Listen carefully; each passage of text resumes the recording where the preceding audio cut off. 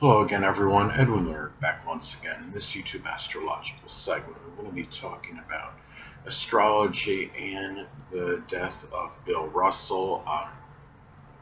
First off, many of his close family, or I should say family or close friends, see this video. I'm going to offer my condolences and prayers to them. And uh, Bill Russell was a legendary NBA basketball player. He was known to be the consummate team player. Uh, he had 11, I believe, 11 NBA titles during his great career, and surely missed, or gone, but surely not going to be forgotten. I want to talk about some natal placements and transits that I would say, connected with his life and his passing. What I want to say, first, is natally. Yeah, I noticed that, he has the sun in Aquarius, and it's interesting because during his storied career, he had a number of classic battles against Wilt Chamberlain, who was a very dominant player. Wilt Chamberlain was a sun in Leo. Oddly enough, not much of a shocker though, that they weren't just sun sign, opposites, but their sons were in opposition aspect to each other, and they were, very, adversarial on the court. I believe they were friends off the court, though. Um, it's interesting because when you compare Wilt Chamberlain and Bill Russell again was that consummate team player, the sun in Aquarius. The basic character can be one which is about, really emphasizing things in groups and, clubs, organizations. Being Aquarius can be, that prototypical team player. And Will Chamberlain being the sun in Leo, I'm not saying he didn't have any of that, that team concept or believe in team chemistry, but it seemed, at least compared to Bill Russell, he was more about, just being, that dominant player, the individual talent. He was a person that got a lot of, accolades and, recognition, which is about Leo. I mean, you had really basically, the Leo character going against, the Aquarius basic character in those NBA battles that they had. And Bill Russell prevailed more than Wilt Chamberlain did in those battles. Wilt Chamberlain may have been seen as a little bit more egocentric, and being that he was, the sun in Leo.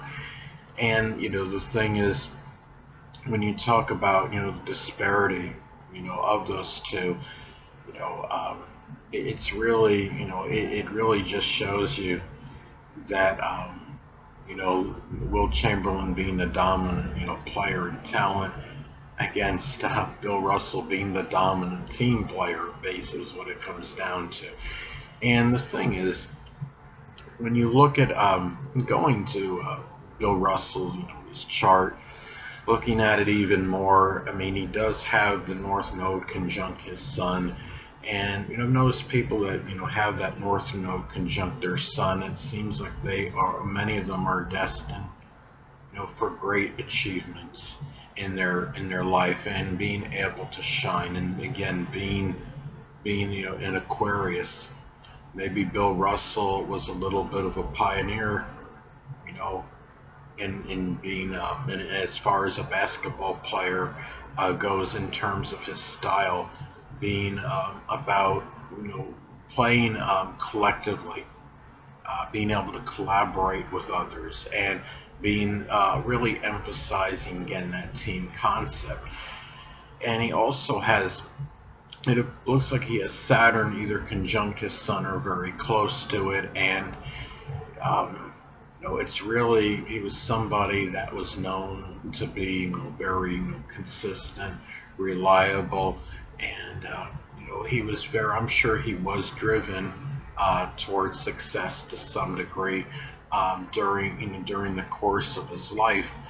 And Bill Russell also has a Taurus ascendant, and Taurus ascendant outwardly, those people, I mean, I should know something about it since I have Taurus rising, are people that can be, very placid, stable, steady, consistent, reliable, being able to come through on what they say. He had a very solid, type of, outer demeanor, very placid and calm, and a lot of that, of course, I mean that's attributed to him having a Taurus ascendant, and with that, he has the chart ruler, the ruler of the first house, Venus and Aquarius in the 10th house of his career, notoriety, recognition, public image. So a lot of that Taurus energy did come out through that. And he has a very strong, emphasized Aquarius, energy in his chart. He has actually 4 planets and the North Node in Aquarius, so it's a very, emphasized, Aquarius characteristics. I'm sure he was somebody that was, very selfless, had humanitarian instincts, somebody that was willing, to be that nonconformist, person that's very considerate and unobtrusive. Again, he was somebody that shined, being, that team player. And for me, in having the moon, conjunct the midheaven in Aquarius, it's not surprising. He was able to gain, a lot of public, you know, um, public notoriety, recognition. The moon has a connection with the public, and the 10th house, of course, is associated with notoriety and recognition. And he does have 3 planets and the North Node in his 10th house, and the moon conjunct the midheaven. Now, and also to one of the rulers of the 10th house, Saturn is in the 10th house of notoriety and recognition. So it's not surprising he had a career that he was going to get some kind of acclaim and accolades and recognition. Um, you know, so another thing, I noticed too, he has Jupiter in the 6th house in his chart. He does his work that involves sports. Jupiter is associated with sports. It's in the 6th house of employment. It's also what I noticed too is that Jupiter being in Libra, Jupiter can be and Libra can be lucky when collaborating with others, when being able to do things with other people, and being able to compromise, and really, it's a time, it's a thing to, when I look at his chart, it's just one which reflects a lot of, certain sacrifice as well. He has Pisces on the cusp of the 11th house. That could show being able to sacrifice in team-related matters. And the thing, about him too, I want to talk about, some transits that may have been tied in with his passing. And he did have, transit Uranus in Taurus was not far from his ascendant. When he passed away, Uranus may have been, around 5 degrees from his ascendant. I know that's not a conjunction as far as orbs go in astrology, transit orbs, but I don't think we can definitively say that a planet, that's 5 degrees away from a point in the chart doesn't feel that vibration to some degree. Uranus can be connected with the unexpected. The first house is the physical body. And he also had transit Venus, which was not far from his natal Pluto in Cancer, and Pluto is associated with death. I believe he died in the home. He died beside his wife. It was a peaceful death. Venus is connected with peace. Pluto is associated with death.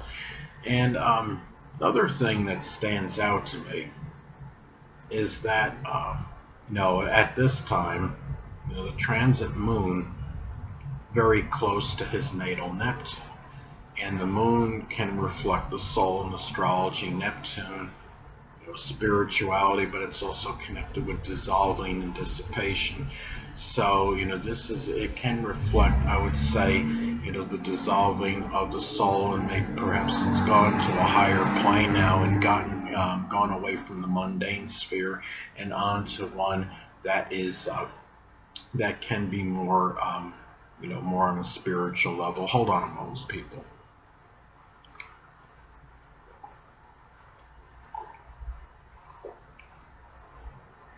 Now, another thing too, um, it's about in this chart as well. I noticed that the transit Pluto, was not far, from his natal moon at the time. And I know, again, as I was stating before, that it's not conjunct, by transit orbs. But I don't think we can definitively say that a planet doesn't feel a vibration from another planet, even if it's like even 8 degrees away from it. Which I think, transit Pluto, I think, was around 8 degrees away, 7 or 8 degrees away, maybe from the natal moon placement. And Pluto, it again is connected with death. The moon is associated with the soul. It's, it's the home, and it's also because some of you may know that my mother passed away when transit Pluto was making a conjunction to her natal moon. And when the transit Pluto is involved and it's close to the natal sun, moon, or ascendant, of course, there's always a greater propensity for death when that occurs. A lot of people, don't want to talk about, death in astrology. They think they see it as something unethical or immoral, or, or someone's being overly morose or morbid when they speak about it. But, people have to keep in mind that death is a proponent of life, and, it's something that still, does transpire, and, it does occur.